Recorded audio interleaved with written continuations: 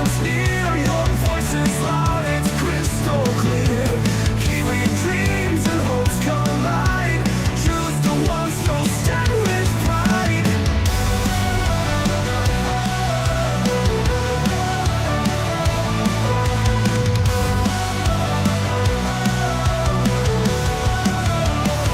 It's in the ballot where we belong. Every vote builds a nation strong. Your council, your board, your mayor in line. Together we shape this land divine. The future's written in your hand. A chance to guide and take a stand. Community rising, hearts aligned. In together we shape this land divine.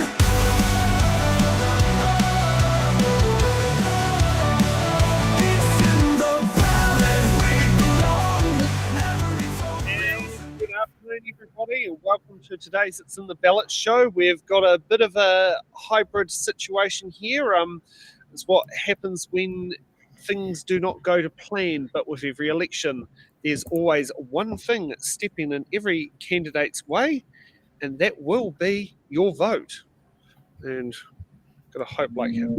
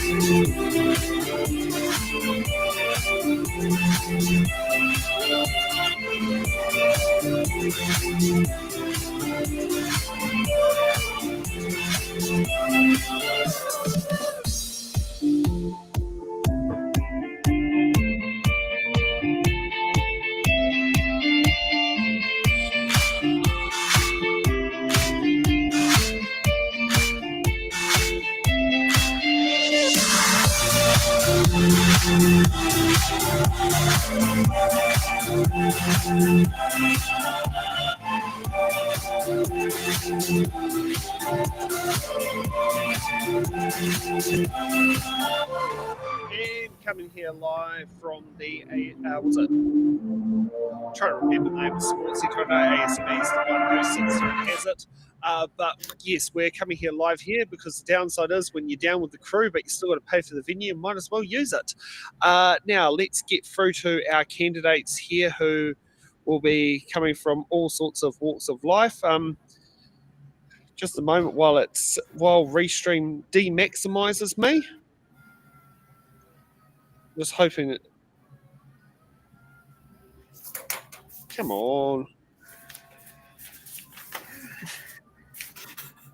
I am not a candidate, ladies and gentlemen.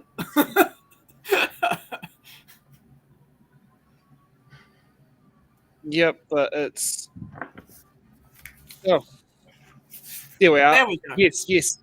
So Laura is going to be co-hosting and remotely editing the show on camera from there, and we're also joined by Tom, Belinda, and Henry, who are coming from their lovely offices around the place to help make this work with no camera person. How are we all this afternoon? Yeah, good, thanks. Awesome. Okay, so who would like to go up first with their opening statements? I'll go. Laura, who do you think should go up first? I'll start. Let's start with Tom. Let's start with Okay, Tom. cool. So what's the deal? I've got a minute. Great. Okay. Kia ora, everyone. I'm Tom Kay. I'm running for regional council in Wellington because I care really deeply about the environment and our communities. I think we should all have access to clean rivers and beaches, to fast public transport systems that are cheap or even free, that we're safe from the impacts of climate change, and yeah, that we can all enjoy our regional parks and beaches and things. I've worked in environmental advocacy for about 10 years, including at the charity Forest and Bird, and I'm now a spokesperson for a group called Choose Clean Water, advocating for clean rivers and water and drinking water sources. I grew up in Napier, but I've lived in Wellington for most of the last sort of 10 years. I've seen the impact of climate change and Cyclone Gabrielle over there, and I'm really keen to change the way that we think about managing our environments. So that's why I'm running. Excellent. Thank you for that, Tom. Okay. So, Belinda, would you like to go up next, or would Henry like to go up next? I can go. Excellent. I'm ready to step in. Yeah. Kia ora koutou, ko Belinda McFadyen toku ingoa. Hello everyone, my name is Belinda McFadyen and it is a pleasure to be here today trying to get your vote.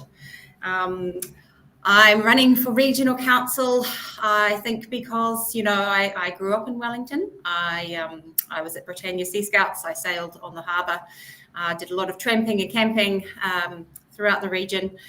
And my career, the last sort of 20 years, has been in environmental governance, sort of not just here, but around the world. And I just feel like it's time to step in and see if I can, add value to the environmental governance of the region. My experience is from water adaptation, climate change, the like. At the moment, we're sort of working on biodiversity and hapu rights and interests. And I just bring my experience, my enthusiasm, my interest in experimentation and innovation, coming up with cost-effective, multifunctional solutions. And I'm really comfortable in uncertainty. So, you know, with all the changes that are coming from the government, I just feel like I'm ready to, come in and represent you. Thank you. Thank you very much, Belinda.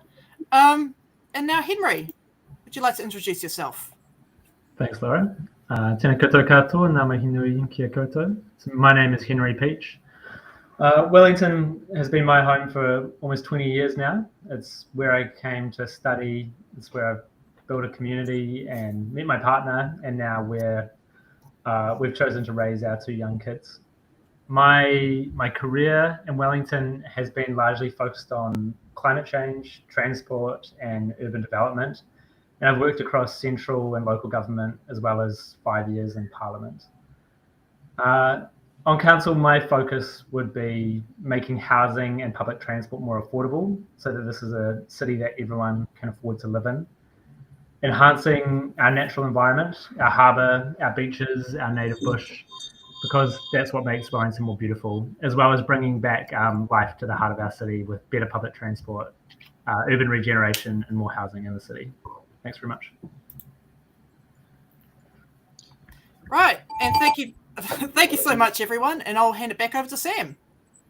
Okay, so here's how things go here. So we're going to be having virtual boxes today. So the candidates get to pick out the box numbers, and I do have my lovely sheet here that can actually confirm what box numbers they have picked. And as each candidate goes around, they get to pick a box number and answer the question that's in it. Each candidate gets given 2 button cards and 1 defer card. If a candidate would like to use their button card, they type into the chat to say they want a button and wait patiently for the original candidate to finish their questions. And then we will sit down there and get in with the buttons. So let's kick off with Tom. What box number would you like? 5. 5. Okay. So now I've just got to turn on the box camera there, Laura, so that we have that feed in the screen. Sorry, you don't want to see my face. Here we go. No. We want to see the box feed. Why is the box feed not showing up in the feed? There's this option here that we could sit there and make move, but then you don't get to see me. But that's all right. That answers the question there. The Government and Taxpayers Union have been accusing councils of being irresponsible with large percentage rate increases. What are your views? Okay, interesting question to start with. I personally think there's been a lot of underinvestment from previous councils of all types, district, city, regional, in really important assets like water infrastructure and public transport and all sorts of things like that. We're now kind of seeing the impact of that, and that we're having to invest quite heavily, and that's made worse by things like inflation and COVID and international conflict and things. I think there's a struggle. I'm really ready to have open conversations about how we best get around that stuff, but I think councils are being scapegoated a little bit for other changes elsewhere. For example, government removing funding from public transport, not providing funding for Three Waters reform in the same way that kind of, or as generously, for want of a better word, as was previously planned. And I think that's one of the main impacts, not necessarily that there's been heaps of irresponsible spending. Okay, thank you for that. Let's get to Belinda. What box number would you like? I'm going to go for number 14. Number 14. Okay. It's all right. Try to have the fun part of doing that one. And we'll go to this screen here. So this is according to the person who submitted the question. I have found that councillors who've done the most for me are in wards I can't vote for them, as they are standing in other wards. Should we abolish wards and make all councillors elected at large, like Upper Hutt? Interesting question to start off with. Can I just ask a quick favour? If we could just have the letter that goes with the question, so I can go to my notes, because sorry, I I did have can't to do a see little what bit of thinking about it. Sorry about that. Yeah, no, I have a way I can make that work.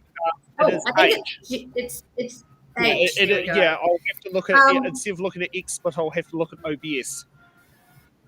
Oh, sorry about that. Yeah, so with the idea of being able to vote regionally, and I do understand perhaps how this question could come about and how you'd want to do that. I think I'm running out of time. But basically, I think it takes away the localization of politics, and that, you know, the issues over in the South Wairarapa might be different from the ones in Wellington City. So if you can be closer to the people that you vote for in your own ward, then more likely that your interests will be met across the board.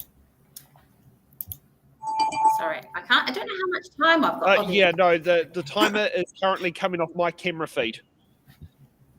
So that's the only thing. The camera comes off my timer feed because of the trying to. It's like trying to send. I can only send so many feeds out on the 4G router, because we're not using our Starlink today because I can't get access to the Sky. All right, I'll just do my own timing. Yeah, sorry. That's all right. No, that's all right. I'll let the candidates know when their time is coming to an end. It does ring bells at 15 seconds, and then it goes ding, ding, ding, ding, ding at 1 minute. Yes. So it does count down, and it's just can't see it. Yeah. Right. It's a joy to what happens when you pull things on the fly. I'm not very good at listening. Okay, Henry, what box number? I have no idea how they relate to the letters. They or don't whatever, relate but to I'll anything. just You're not meant choose, to know what's in box numbers. Neither do I. Neither does Laura. The whole point is so you pick a number and the question comes out the box. Righto. Okay. Well, at number 8 feels like a So lucky number 8. Okay. So do you support the government's introducing rate caps onto local authorities, and why? Well, no, I don't. I think Tom articulated that quite well. We've seen big rate increases, but that is really a product of past significant underinvestment in pretty much basic core infrastructure. So if you are proposing a rates cap or a zero rates increase, really what you are going to be proposing is a cut to the essential core services that Wellingtonians expect, like investing in our water, which we've seen the council triple investment in the last 3 years, like your schools, your pools and public libraries, and I think other essential things like the regional council deals with, like public transport. So no, I think it's a short-sighted idea. Okay, thank you for that. Let's get back to Tom. What box number would you like? 9. 9. Sam, if I may jump in, do you have the letters lined up with the numbers? No. Okay, because that would have been very helpful if I could have put up the right question so the candidates can keep on track. No problem. Okay, so question. So box number 9 is AA. What council committee would you prefer to be on if elected? Right. Tom, that question's for you, sir. Great, thank you. An easy one, hopefully. So I'd really like to be on the Climate Committee, the Environment Committee. There's also a Natural Resources Plan Committee. Those that kind of relate to the experience that I've got. So I studied environmental science and ecology. I've worked in advocacy around our rivers and freshwater, and done a lot of policy advice and planning and submissions and things like that to council. So I really understand how that part of regional councils works in particular, and I've got a lot of both sort of theoretical and practical experience in that space. So climate change being really important to me, natural environment, and stuff that relates to water and flood protection in particular too. So that I could hopefully try and push for some of the things around protecting our rivers, around getting our communities out of harm's way, making room for rivers so they can flood safely, wetland restoration, all that kind of natural infrastructure type stuff. So, Okay. Come on. Oh, no, I don't want box one. I need to put camera one on. This is what happens when the keys are in the same place. Okay. Belinda, what box number would you like? Oh, box number 10, please. Box number 10. Okay, so let's go to box number 10, and that is letter E. What is your position on the use of 1080 in the Greater Wellington region for pest control? Yes, well, this is a very contentious, long-standing issue, isn't it? I'm afraid I do fall on the side of trying to do the job effectively. Over the years, we've had a lot of people talking about the impacts of 1080 and the kind of alternatives, but at the end of the day, we're just still not there yet in finding anything more effective than 1080 in holding back the mammals that decimate the hard to reach places of our country. So, you know, it's cheap, it's biodegradable, it's effective in controlling the mammals that prey on our native forests and ecosystems. I do appreciate the opposite assumptions, you know, that it's very bad for animals, but at the end of the day, I think I'd want to give our native animals and birds the chance they need. Thank you very much, Belinda. Tom, you wanted to butt in? yes, I just wanted to add to Belinda's point, really. I largely agree with Belinda. I think 1080 is one of the best tools we have to protect our native birds and other animals like lizards and geckos and things like that. We have seen the benefits that 1080, when used really responsibly, can bring. There's an amazing project down in the South Island at the moment to clear 100,000 hectares of southwestland from rats, stoats and possums, and basically using a single 1080 operation in a particular way to then keep that area clear of pests. And I'd love to bring that kind of thinking to the Wellington region and some of that strategy and technology. And we just for the first time in years had a blue duck in Te Ākau Tangi, the Hutt River in the gorge, 6 months maybe or a year after that last 1080 drop, which is one of the first done up in the Akataras, I think. So it really shows that we can get these benefits. Can I butt in as well? I don't know how to. Yep, that's fine. Henry? I just want to say, yeah, I mean, I support the use of 1080, but I also think it's worth pointing out that it's not typically used close to population centres, mostly because of like concerns around pets.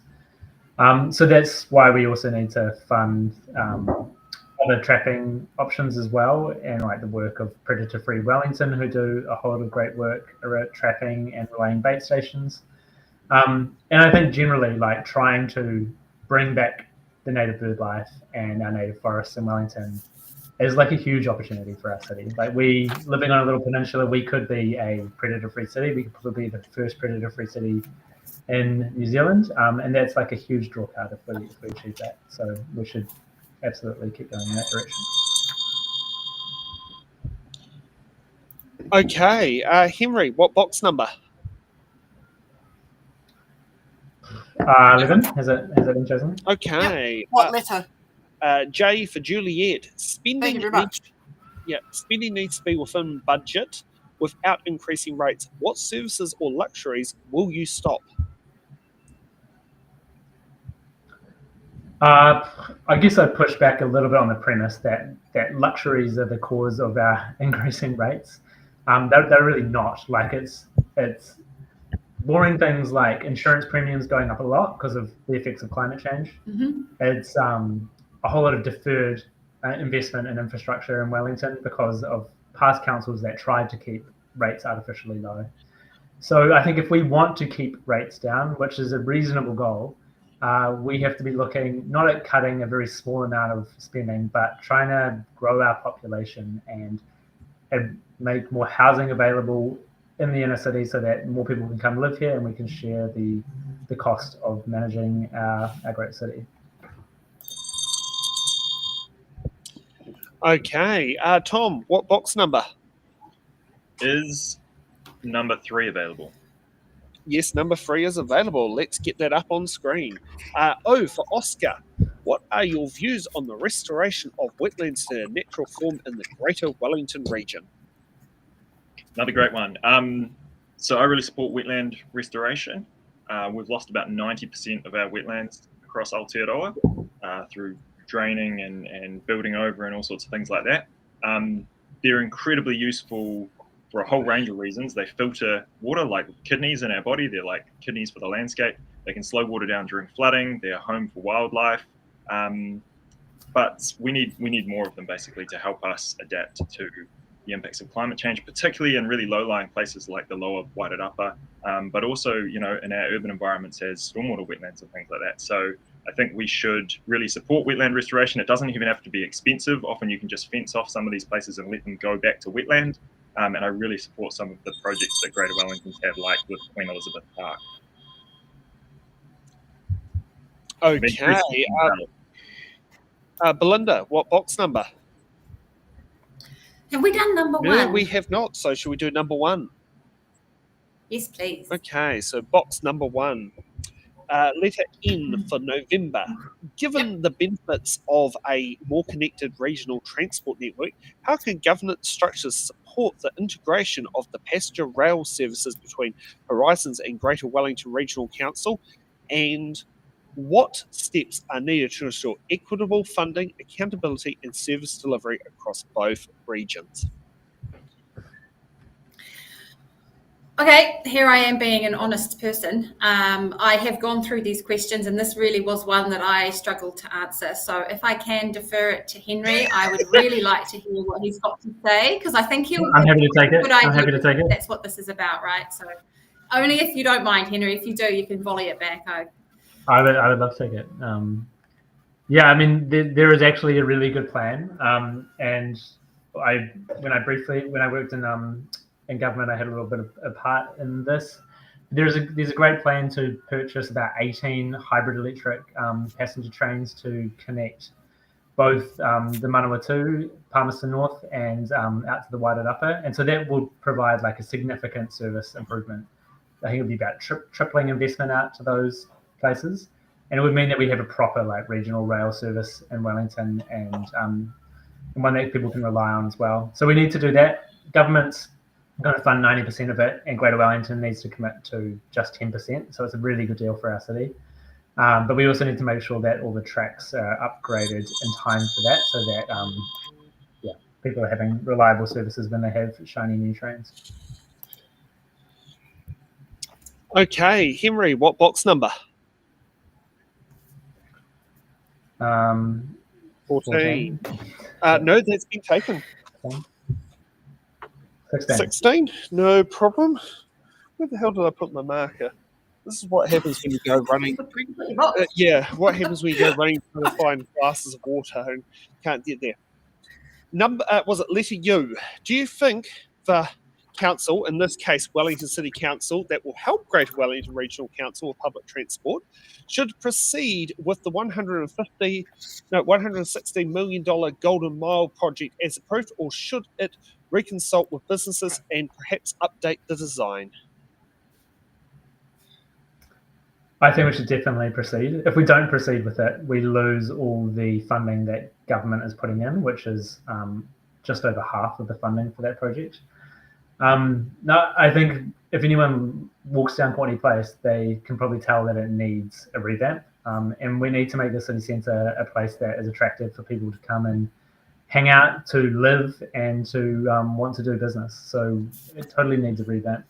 And the other benefit of the Golden Mile upgrade is that it will make public transport through the city a whole lot faster and more reliable. And if we do that combined with a new bus priority lane down the Harbour Quays, then we can see on average a 10-minute increase in travel time on the buses on pretty much every major route. So it's a really good value for money project in Wellington. Okay. Tom, what box number?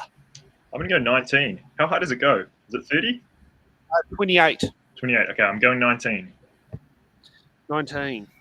Okay, so K for Kilo. How do you plan to use deliberate democracy to ensure residents can directly contribute to challenges our ward faces? Another cool question.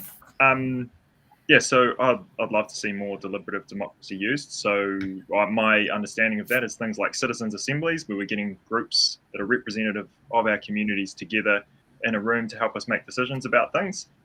So would love to see more citizens' assemblies. I think there's been one used so far. They've been hugely successful in other parts of New Zealand where they've been used, but haven't been used much. Whereas internationally, places like Taiwan and Ireland have used them to the point where in Taiwan, I think it's kind of ingrained in their political system. Paris has just allocated hundreds of millions of dollars for deliberative democracy in their city, and it's led to great design improvements in the city. So yeah, really support it. Would love to see some community budgeting processes and digital democracy type tools used too, so that we can all be involved in really representative decision making. Okay, Belinda, what box number? Sorry, I did write a little but in there. Well, then Sorry, did I do it wrong? Do I just need to say it? Sorry, I don't. That's all right. No. Use your button. Yeah. Oh, what? Oh, sorry, do I use a buzzer? No. You feel free to use your button. Yeah. Oh, okay. Yes, I did say it. Okay, sorry. Yes, so to button. I mean, I'm not really butting in. I'm just sort of, agreeing with Tom. I think it is a really important tool to make sure people's voices are heard. And, I just want to add a bit more about perhaps what we get out of it and how, you're there to hear other people's opinions and views. And it's not just about that, but also sharing information and knowledge and looking at a problem from different angles and also building trust. And we are losing a lot of trust in our systems at the moment. It's fair to say, and I think it's a deliberative democracy, participatory planning. It's about bringing people together to learn and to try and see each other's perspectives, even if we don't agree. But one thing about them is that they really need to have a bit of heft. They have to have impact on decision making, and I think that's something we might not be very comfortable with, but it's really imperative to the process of working. Okay, Henry, what box number? 3. Do I not get to go? Oh, wait. Sorry, Belinda. Yes, no, go Belinda before Henry. Although I don't have to. But I would, I will. I'll take number 25. Sorry, what number? 25? 25. Let's go for 25. Okay, letter G. Greater Wellington ratepayers have had rate hikes imposed on them of well over 30% in the last 2 years. Given this, what level of annual rates hikes do you think the ratepayers can sustain, if any, over the next 3 years? Yeah, well, it's a similar question that we've had before, and frankly, I know I can't personally sustain much more in the rates rises. It's a lot of money that we're paying towards our local government, and it's all worth it, I believe. And with Greater Wellington's work, 40% of the budget is from rates, and 70% of that goes on public transport.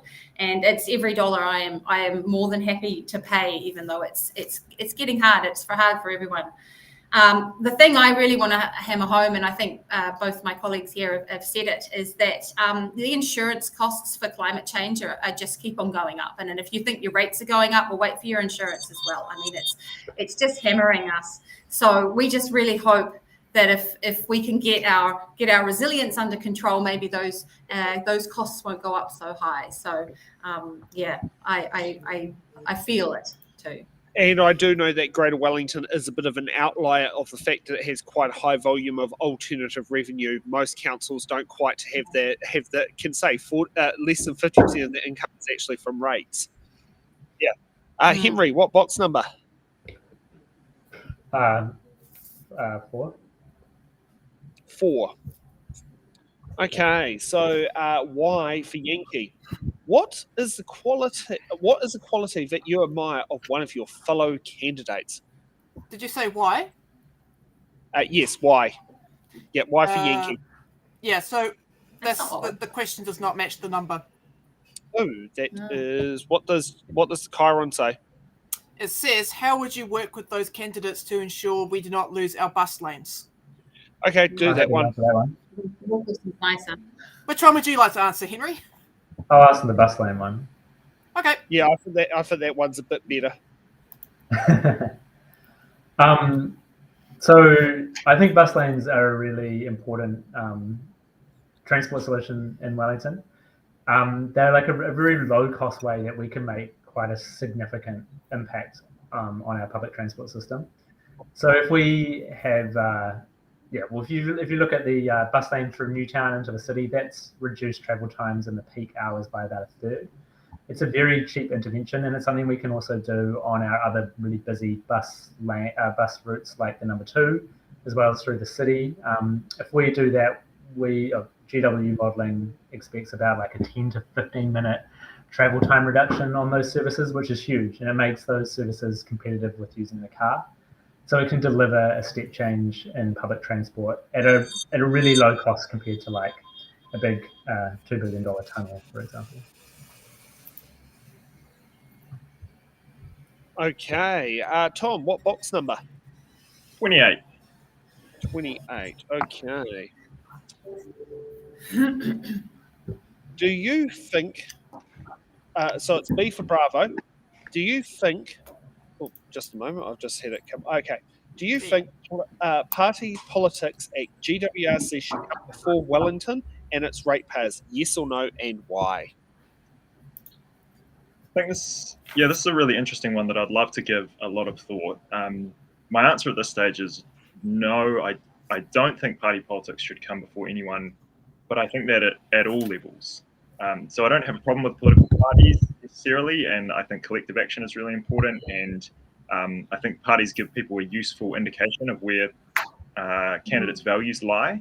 But I think they also have problems in that they sort of enable some of these inequities in an uneven playing field for people running for council, more resourcing from some parties than others, and it kind of can contribute to that divide that we've seen that Belinda mentioned. So what I just want to see is a really responsible council that's elected who will make good policy decisions, who will look at evidence and think about Wellington communities.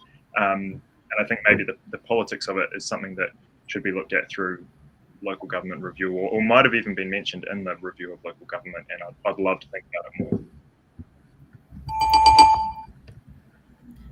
Oh, and we have a button from Henry. Okay. Oh, we have a button here. I think, given I'm like a party endorsed candidate, I should say something. But I mean, generally, I obviously Wellingtonians should come first, and but I think affiliations or political endorsements are quite useful because they give an indication to voters about what you stand for. The way it works is that I got an endorsement because Green Party members in Wellington thought that I reflected the Green Party values and the things they cared about, and they thought I would be effective on council. It is pretty much that, and we get a little bit of coordination support. We can draw on all the people that want to volunteer for the Green Party and get them out door knocking. But it's that's pretty much it. And then hopefully it's clear then what I stand for, and if you support things like making the city more affordable, like better public transport, you can vote for that, or you can choose not to. Okay, Belinda, what box number? Oh heavens, 21. 21. Please. Okay. Yes, what the voting age used to be at one point in time, as I always like to keep reminding people, and we don't want to go back there. So I for India.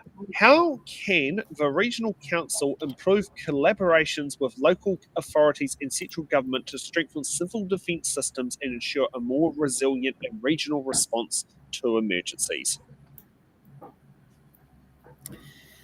Thank you for this question. I did have a little look around for this, and I saw that there was a review done a few years ago because there was a perceived lack of coordination and efforts on behalf of the group that sort of does the emergency management across the region.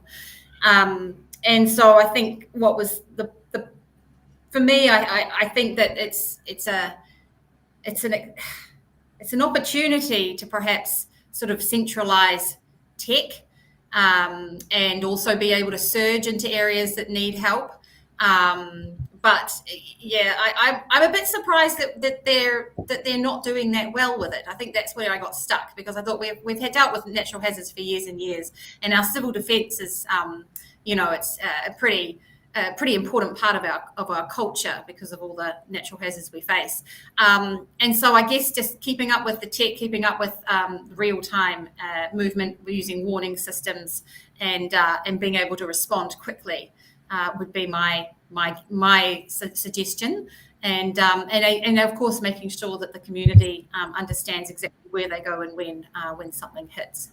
I mean, knock on wood that we don't have to be experiencing it and we don't get tested like other folks in the country, but it's inevitable. And I really hope that we're prepared, but you never know until it happens, right? So yeah. Okay, and sorry, I forgot to hit the timer on that one, but I approximately got that. Okay, Henry, what box number? How about 9? No, 9's taken. You got 7 down one end and 12 down the other. Sorry, 12? Yeah, 12 is available. Okay, so let's go to box 12, and just while I get the right thing shown. Lovely.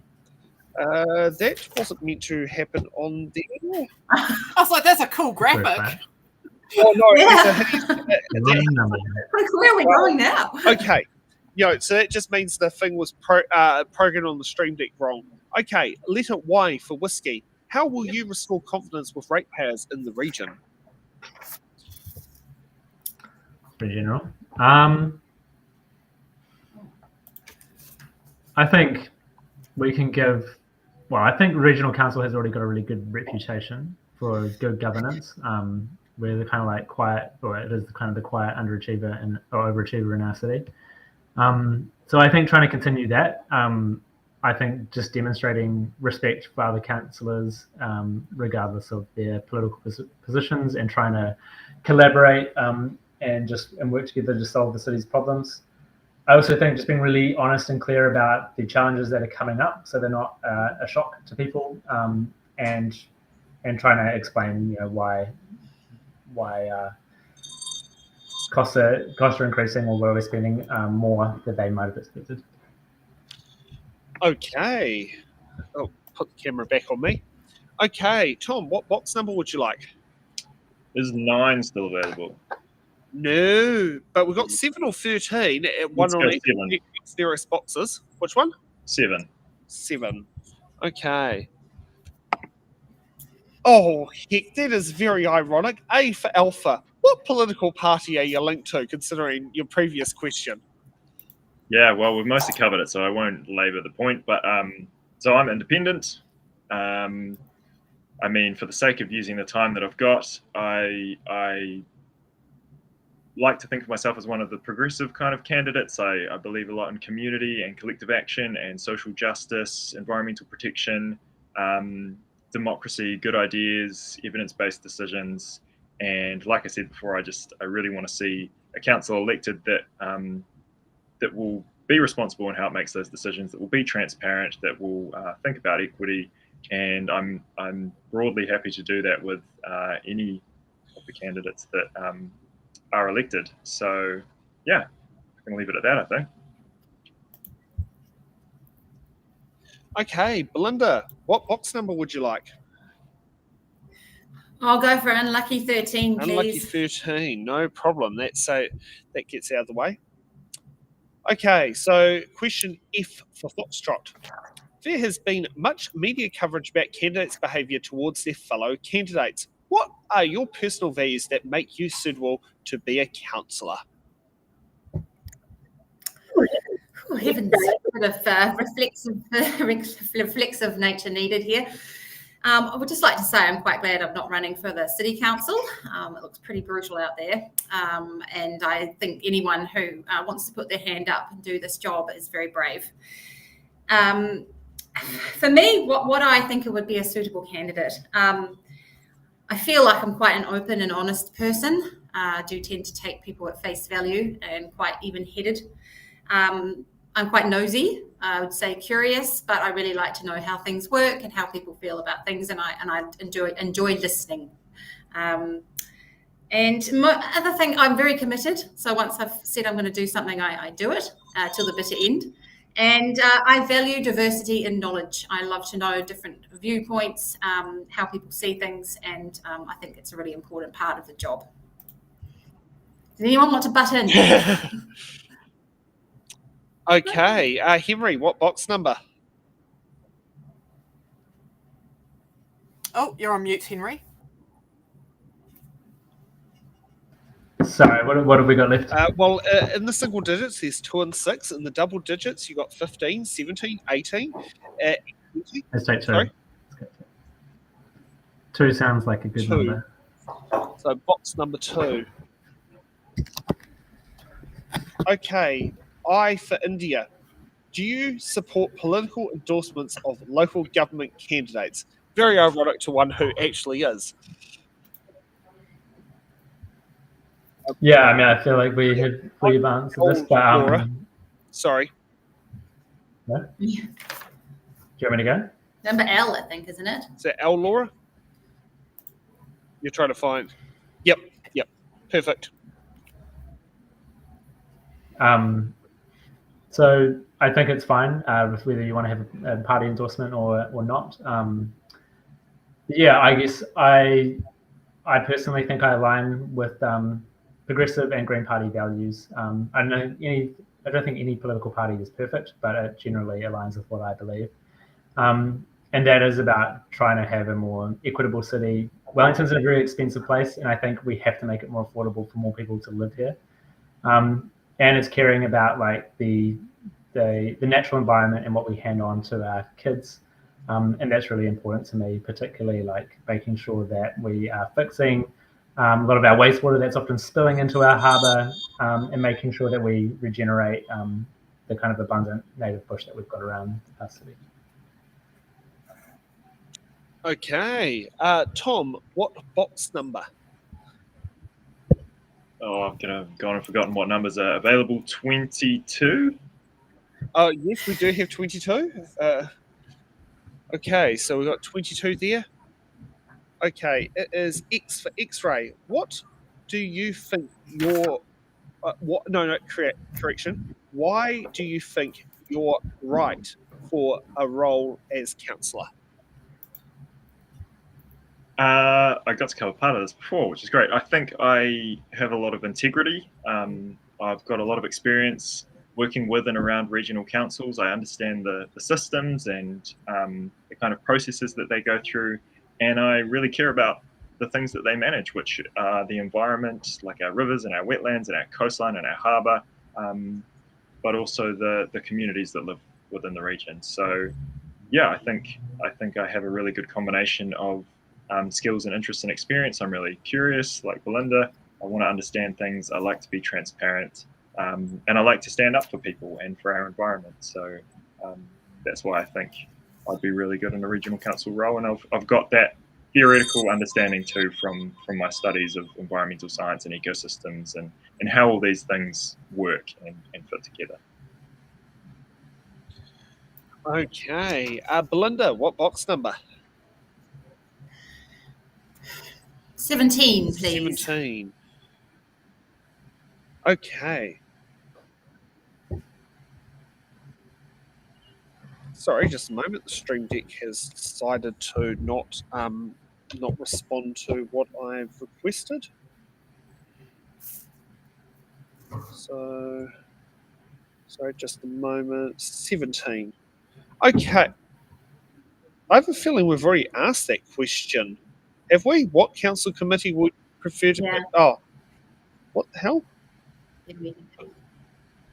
Oh, Oh, okay, 17. No, what the hell was my Stream Deck doing on there? This is Would you like to pick another number? I would. Thank you. Struggling to think of one. 24? 24. Yeah, okay, let's see. Okay, 24 has gone somewhere where it should have. V for violin. If you are elected as a councillor, would you de-accelerate council spending on unwanted grand projects and concentrate on the vital necessary infrastructure? This person obviously thinks council's main roles is just roads, but such as roading or, in this case, flood protection. Yeah, I mean, there's a bit of hyperbole in there. I've gone through the council's role and the projects that they do, and the only thing I can think of that we might want to step back from is the park furniture. Otherwise, I really don't see how we can function as a city without all the monitoring of health, of the waterways, of the harbour, without our civil defence, without our climate resilience, without our management of our green spaces and our native forests. I just don't think there's anything that we could really get rid of as a grand project. And we actually don't even look at roads particularly. We look at the rail. So I think maybe being able to take the step off the accelerator a little bit in areas might be needed just to get through this sort of cost of living crisis. I think that might be warranted. But there's no grand projects that I can think of that regional council does that we could throw in the dustbin. Okay. Henry, what box number? 28. 28's been taken. Do you want 27? Yes. We've asked that question, haven't we? Yes. Should we go for 26? Sure. Yeah. What budget line items would you remove to help bring rates down in Wellington without disrupting basic services? And it's Q for Quebec.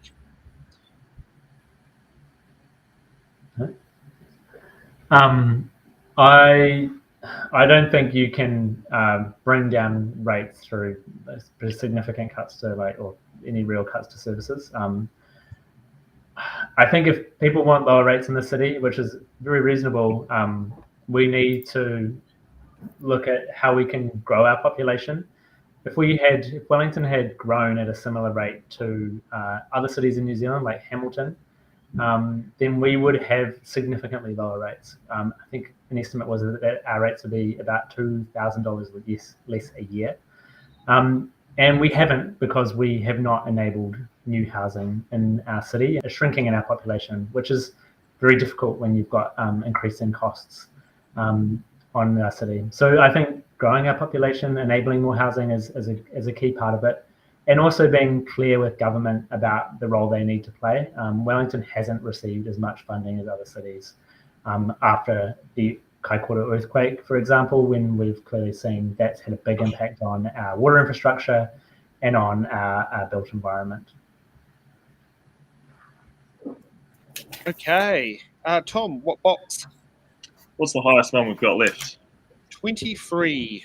Well, I hope the 23 works on the Stream Deck. Yes, no, it does. So T for Tango. What do you see as the main difference between Māori landowners and hapu in the terms of relationship with Greater Wellington Regional Council? I will have a go at answering this question. I'm not sure exactly if I've addressed precisely what this person is asking, but generally, my understanding is the Regional Council has a really great relationship with Māori in the region, and I really support that carrying on. There's a lot of progress and partnership, and that's been many, many years in the making. I don't think Māori need to be landowners to have a say. They were promised more than that under Te Tiriti. We have, as I say, great partnerships regardless of whether they are landowning or not. And basically, I just support acting in line with treaty principles and upholding Māori rights and interests. And we all benefit from that, and we all benefit from the community building and the extra perspectives that come from those conversations and shared decisions. Okay, Belinda, what box number? What have we got We've got left? 15 or 20. we've got 15, 18, or 20. I'll have 15. 15, and I just hope like hell. That is definitely not the question I was asking. What does Z bring up in our question sheet properly? Z brings up more Wellingtons are cycling in Wellington into town each day. Would you consider having more bike racks installed on the rear of the bus as well as the front of the bus to increase capacity per bus? Now, before Belinda answers the question, which question would you like to answer out of the two? I think I'll go for the cycling one because I have thought about that. Where's the Otherwise, I'll be going on the hoof with the MP. Well, it's not relevant to the role. No, it's not. It's just more and more effort to try and work out where I stand. So about the bike racks, I think it's really great that we can connect up the two transport modes, and it is necessary. I do worry, though, about putting them on the back of the bus just for safety reasons. And then also my colleague did point out, isn't the battery at the back? So whether you could even do that. So I think for my answer to be any good, I'd have to understand the capacity. So I think you can only fit like two bikes on the front, and that's probably not enough. So can we put more on the back in a way that makes it safe for people to be able to go and pick it up or put it on? Would be my main questions. But those are my two issues. Oh, I can keep going. Yes. So safety, battery, capacity, third. Excellent. Okay. Henry, 18 or 20? Oh, you're on mute, Henry. All right, 18, please. 18. Okay, what does... Okay. It is M for Mike. Wellington has a goal to cut our annual carbon population by 57%. Carbon pollution. Sorry. Pollution, not population. God, it's all carbon in some way or another. By 57% by 2030. What's the single biggest action you'd take to halve the city's emissions in the next 5 years? So I guess first of all, I'm definitely committed to that target. I think when we think about climate change, a lot of the solutions are not just about climate change, right? They're things that also make our city significantly better, and we need to keep that in mind. Probably the biggest thing that we could do is congestion pricing, which is putting a price on cars entering the city during peak times, which has not just a benefit for emissions because it encourages people to move to public transport or cycle or walk, but it also speeds up traffic for and getting through the city for people who need to drive as well. But if we do that, we have to also make public transport and alternative ways of getting around easier and safer as well. So that's why probably my biggest priority if I'm on council would be to improve public transport to try and make it faster and more frequent through simple things like more targeted bus lanes in the city. Okay. Now, we're out of boxes. Now, we don't normally take questions from the floor, but Deb has brought up a very good question here. Now, Deb, I'm going to be asking all the candidates this. I'm not just going to be asking Henry because we do have a policy of our questions as we don't direct them at candidates. But the question itself is good, so we're going to give it to all candidates. So this is something that's been brought up. Now, this is probably this will have to be in conjunction of Wellington City Council because the fact that the bus lanes are controlled by the City Council, not the Regional Council, but the Regional Council benefit from the buses and the bus lanes. Would you support these bus lanes only being active during peak hours? Which I think the biggest one that could be on that one would be Cambridge Terrace northbound, because that's usually the most problematic one with the bus lane during the day, and possibly could also be expanded into Kent Terrace and Adelaide Road. Some more context, because I asked for a bit more context. It has made other traffic slower if they're only active during peak. So that, which good. This person's not asking about putting car parks in there, because I remember on Adelaide Road, every time you had one car park in there, you might as well have sat there and said goodbye to the bus lane for an hour. So very good. And also the context that has been brought up is on Saturday, is where there's a big chronic issue, which I know that because Crawford Road actually goes crawling for quite a significant distance during the daytime on Saturdays after sport finishes. So you want to kick it off, Henry? Yeah, sure. I mean, it's a really good question. I think it's kind of horses for courses. So that will make sense in some places where there's not a huge amount of public transport use, or the bus can just carry on during general traffic and travel pretty uninterrupted during off-peak. But in some places, there is congestion during the middle of the day, and a lot of people using public transport, and I think we should be trying to make public transport throughout the day faster and more frequent and more reliable, which is what bus lanes do. And ultimately, we are going to have more people living in our city, and realistically, the only way that we can make it easier to get around our city in a really constrained, geographic environment is to make really efficient forms of transport, like public transport, better and faster and more frequent, so that more people can use them. Okay, Belinda. Yeah, it's a good question. I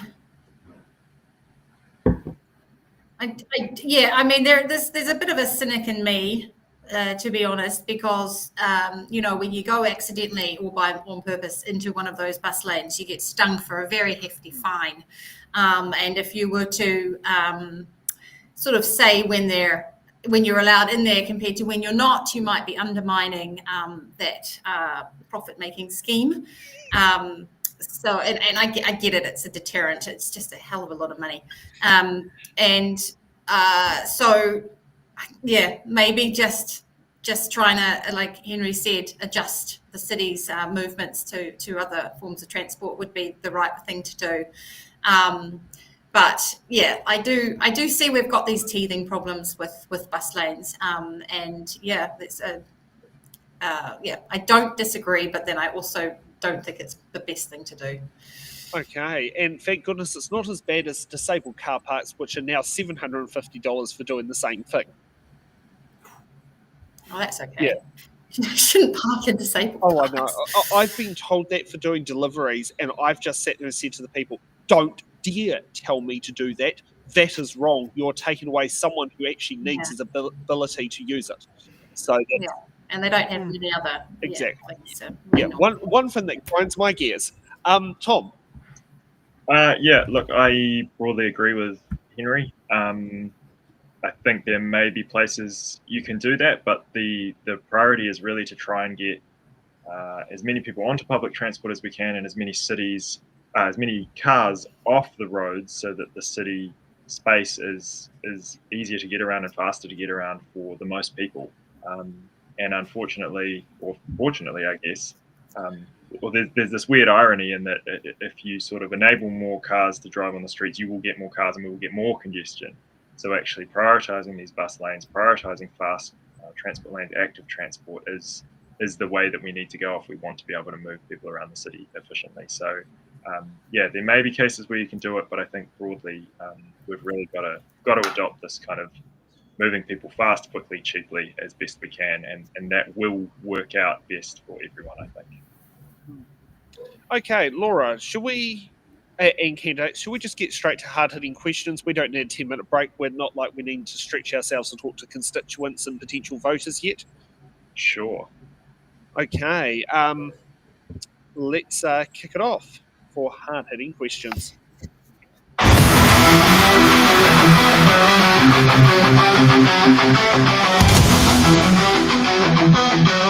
Hard-hitting questions. We're not gonna make a money.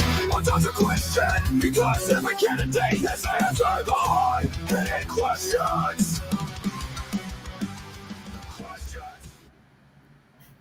Okay, so let's get on to hard-hitting question number one.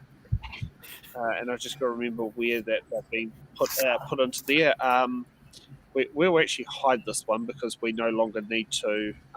We no longer need that feed sitting in there. With the recent announcement by central government, with the recent announcements that central government will pull funding for the transition to 100% electric buses by 2027, would you push to keep the original plan in place? And if so, how would you fund the difference? Let's kick off with Henry. I think I'd probably stick with this status quo, to be honest, which is still a transition to electrics, but over a longer time frame. Ultimately, even if it is a diesel bus, it's still more emissions efficient than people driving vehicles, and so I think the biggest bang for buck we can get in terms of reducing emissions, as well as improving public transport, is like I've talked about. It's thinking about how we just reallocate or use our existing infrastructure, our existing roads, and more efficiently. So rolling out bus lanes. So that would be my plan. Okay, Tom. Yeah, broadly agree again with Henry. I think it would be we could carry on to have a fully electric bus fleet, but I don't think it is a deal breaker for having an improved transport system in the city. Ultimately, if we are using the existing diesel buses, then they're still more efficient than having a whole bunch of cars on the road, and we can still get people around faster. People should remember that things could change by 2027. We have a national election before then, and I hope that maybe a government, whoever is elected, might reconsider these kinds of things and what they're prioritizing. But I don't think that any change should be allowed to undermine the system more broadly, and to carry on with reducing car trips as an improvement and increasing the speed and efficiency of the bus network, along with the train network, of course. But so carry on. I think we have to have an efficient and fast transport system in the city. Okay, Belinda. I think I might have misunderstood the question,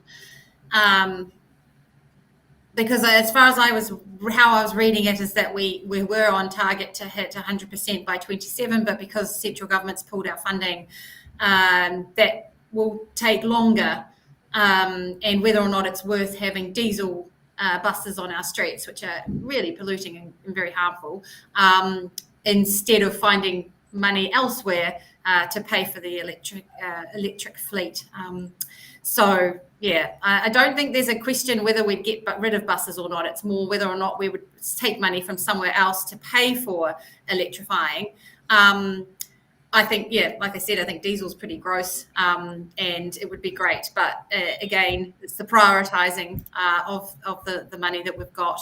So extending out the target is probably the best way. Okay. Let's get on to hard-hitting question number 2.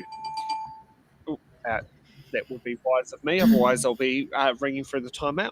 How will you ensure flood protection infrastructure is upgraded to keep pace with the increasing severity of extreme weather events caused by climate change? Belinda, you can kick this one off.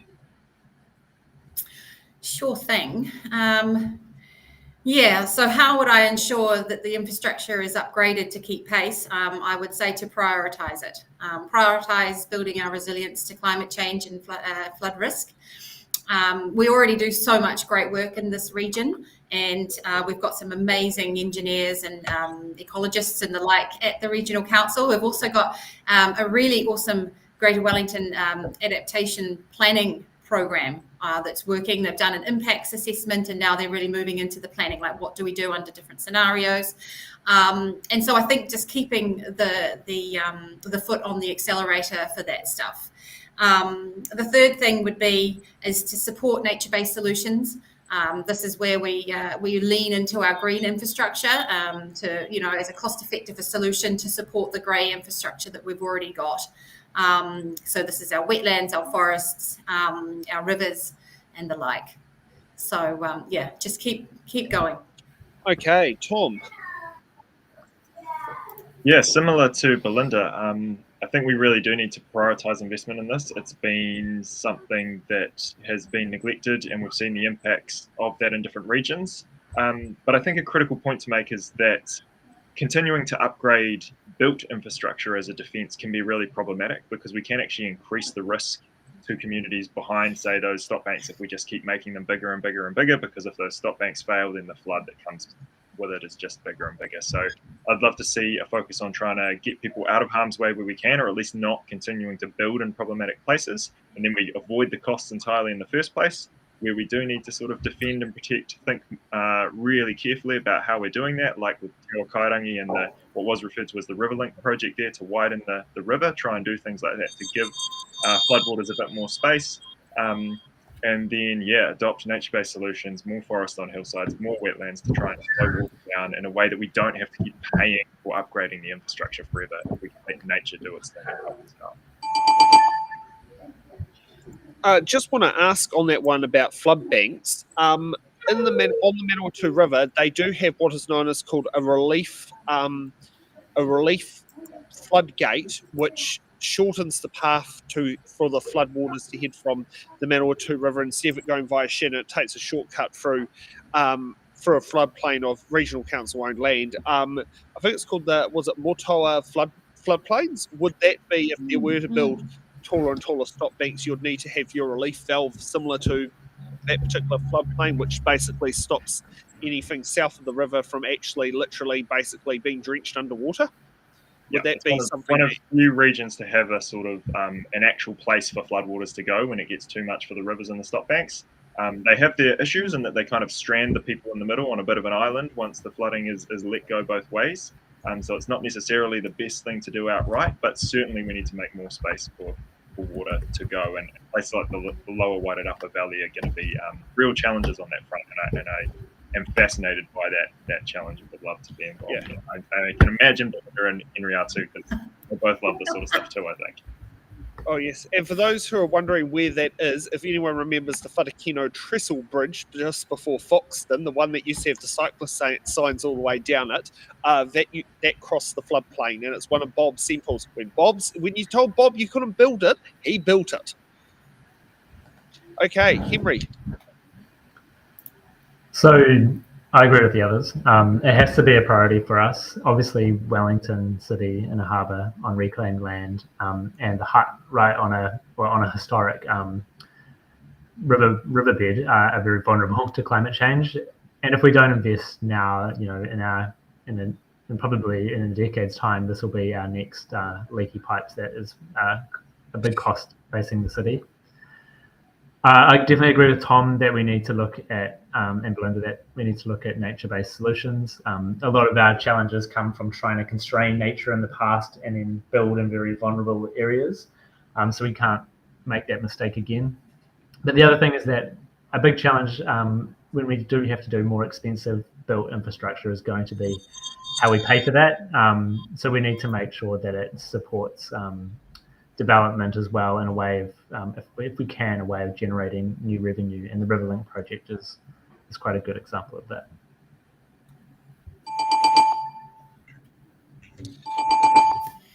Okay, so let's get to hard-hitting question number 3. Okay, what is your position on retaining the Te Whanganui-a-Tara Māori ward for Wellington City Council and the Te Upoko Ōtiki Maui Māori constituency for Greater Wellington Regional Council, and why do you hold that position? Let's kick off with Tom. Okay. Yeah, absolutely. I support retaining the ward.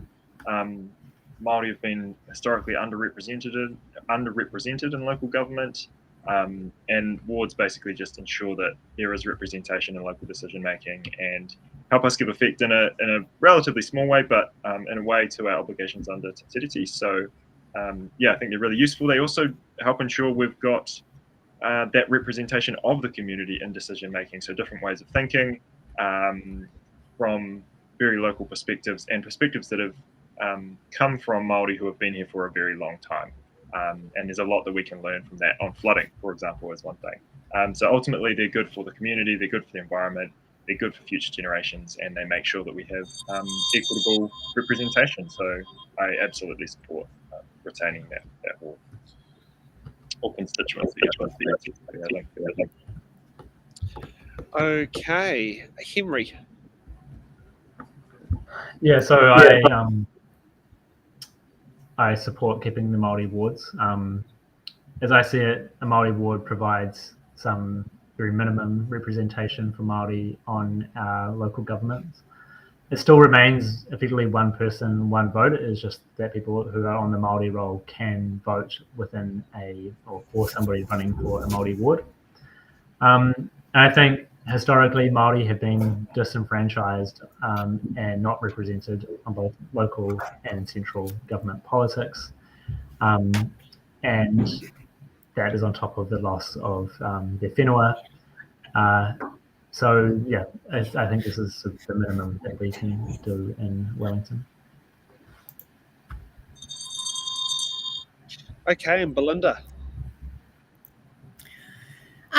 Well, yes, I completely agree with Tom and Henry here. I think it's pivotal that we retain those Māori ward positions, and the reason is that we need all the pathways we can get for our Māori representation on councils, and this is the bare minimum that we could be doing.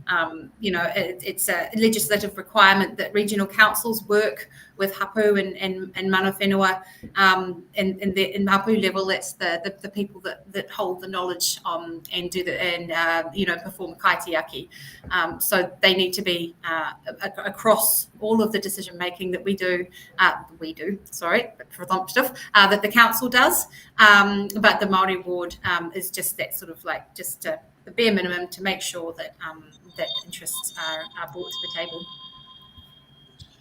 Okay, so we've got to the fun part of the hard-hitting questions. So let's get for closing statements, and let's kick off with, I'm trying to think. We'll kick off with Belinda to start off first on closing statements, why Greater Wellington Regional Council voters should give you their number one vote. Well, I think that I would be a good representative for you. I understand the issues. I love this region. I love this city. I really, really want to do the job. I love to hear about everyone's issues and try and bring together, some trust and some really good solutions moving forward. We're going through a lot of change at the moment. There's lots of uncertainty coming down the line and legislative reform, tightening our belts, and also with climate change and pressure on biodiversity. So I just think that I can understand a lot of that stuff. I really want to work across groups. And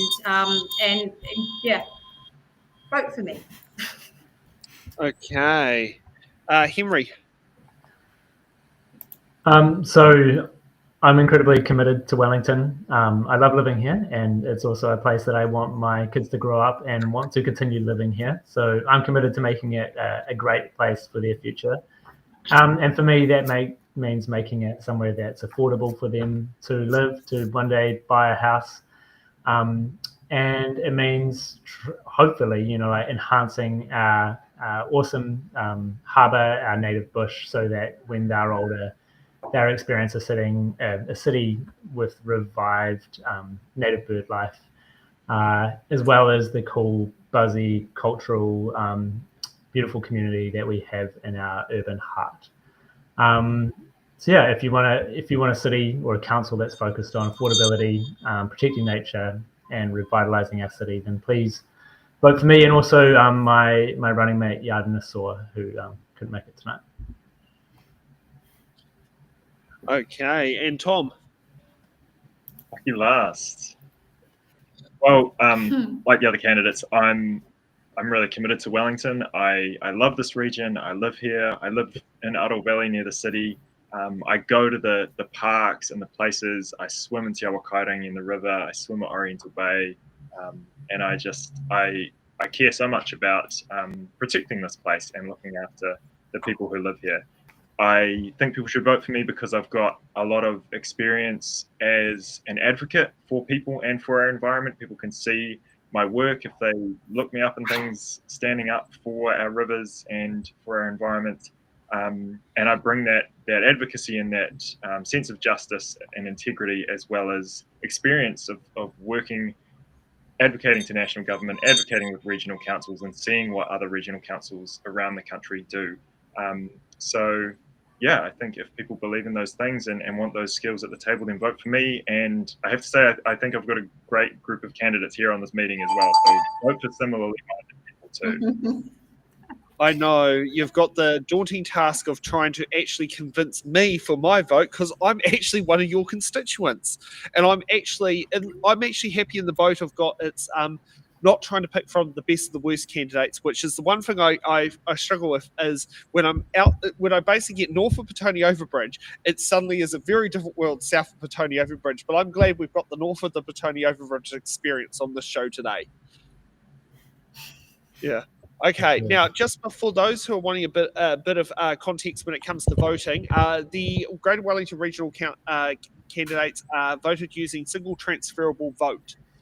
In order to sit down there and receive the vote, the candidates will have to achieve to be above the quota. The quota is worked out on the total number of votes divided by the number of candidates plus 1. So in this particular race, in order for a candidate to sit there and get across the line, they've got to have 16.67% of the first preference and redistributed votes plus 1 in order to be an elected councillor. If they receive more than 16.67% of the votes, the percentage difference will be redistributed as point whatever. So say if they got 25% of the vote and they kept 65% of the vote of 0.65 votes, 0.35 of their votes will be redistributed to their second preferences and continue their flow way down.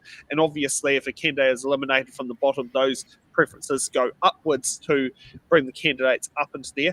So when it comes to voting, please make sure you don't just look at your number 1 preference vote, but look at your number 2, number 3, number 4, and as you go down the chain for votes in there, because this election is going to not just come down to first preference votes, but also come down to second, third, and fourth and fifth preference votes as well, in order to sit there and work who's going to be the next 5 councillors around the Greater Wellington Regional table representing the Pōneke Wellington constituency. So I don't know, anything you want to add, Laura, as the proud on-screen remote editor? I am so happy that all of you guys came today. I know it's a bit of a change in format because I was unable to be there in person, being in the Wairarapa, but it's my absolute pleasure to have all of you guys here today. And I know Sam really appreciates it as well. And I just thought this has been an awesome day today, being my birthday, and also thank you guys for coming. Happy birthday. Yeah, Happy birthday, Laura. yeah, thank you for Yay. And a Friday as well. Awesome. Yeah, it's not easy to sit there and make that call. There's been a lot of birthdays going around at the moment within our crew, but yes, we're getting back there. I mean, fingers crossed. Nick sat there and said to me, "You can have me today, or you can have me 3 days in Dannyverk and Palms North." And we've taken the Dannyverk and Palms North option because we're on the road at 6:30, 7 o'clock in the morning to get up to Dannyverk for the town hall ready for there. And I'm going to get to try out that new Manawatu Gorge replacement road. Ooh. Yeah, going to be for a first time on that one. And just for those who are also wondering, It's in the Ballot is an independent non-profit organisation funded by small dollar donations. So any koha and donations sit there and go down quite a long way to sit there and do that. Thank you to the members who give koha donations. They help sit there and do it. This is an example of a day of what happens when you can't quite use the venue way you got to do, but you've still actually got the bill to pay. So we will still be paying for that. I'll just check what the budgets are in here because I can tell you exactly what the cost will be for this production day once I get the budgets up. Now, today it is Friday the 15th. Okay. Oh, heck, and it's got missing information in there. So we'll just add that information in there, just because there's been a couple of changes that have been made in there. And So in order to sit there and fund today's shows, which is both Greater Wellington Regional Council, Pōneke Wellington Constituency, and the Mutakairangi Eastern Ward for Wellington City Council, has cost us a venue hire of $450. We also are paying Starlink $14 a day for the charge of broadcasting to Starlink to make this show work. And we also have a $31 a day budget for Restream, which is the software that our candidates have connected to make this work. And we also have a fuel allowance for $200. Actually, we shave off $100 off that because there was only me here. And we keep a budget of $50 for refreshments. So instead of that cost to make today's production being $745, it is a total of $645. So just for those who are wondering, how the costs go to make these work. And thank you for some of the people. I know Deb, who's been in the audience in there, she was coming in person, and I'm glad Deb has jumped online and participated in the same way and joined the community. And also for those who are out there who are following us online, feel free to subscribe to the It's in the Ballot YouTube channel. The more subscribers, the better, because as I say, we're hopefully tomorrow we can reapply for partnership, and fingers crossed we get it. And doing that, and I'd like to thank our candidates for being here today, and I'd like to say Laura for being remote editor, and for the rest of the It's on the Ballot team for making this show pull off today in the very awkwardest circumstances. Any comments from the candidates? Just thanks for making it here. Yeah, thank you both for putting this on, and happy. Yeah. And thank you for not putting us in the option of cancel, which was one of the options on the cards this morning, because it was remote, hybrid or cancel, and I'm glad we went with the hybrid option because we got the content. Happy to show up for people who are keen to talk about it. So yeah, appreciate what you guys are trying to do, and especially how many places you're getting around. So yeah, go and have a rest from finishing early. Yeah, and some thank you messages from our viewers as well. Thank you for sitting there, being there, as every little bit goes down there. So let's sit down there and call it a day, and have a good evening. And feel free to stay for post-show chats. They're always fun to talk about for those candidates who are there.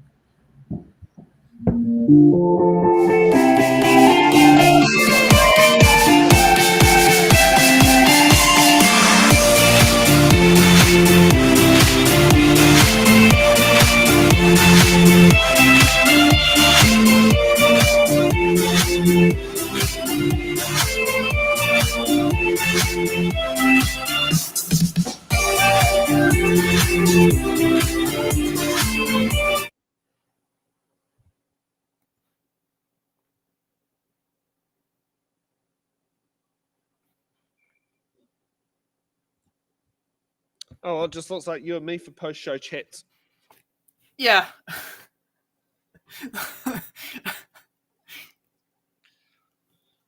Yeah. Thanks for pulling it off.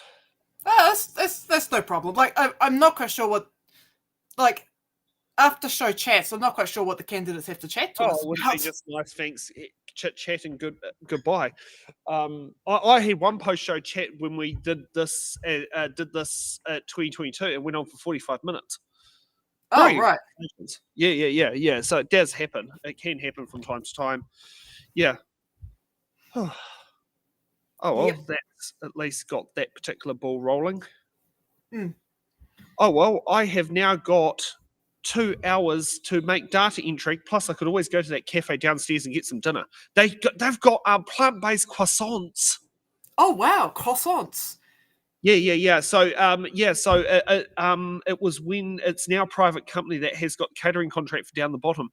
Mm. And I even had the crew of them introduce me to the owner. It's like far out. That's like absolutely like awesome that, you know, you get introduced to the owner. Oh, far out. It's live.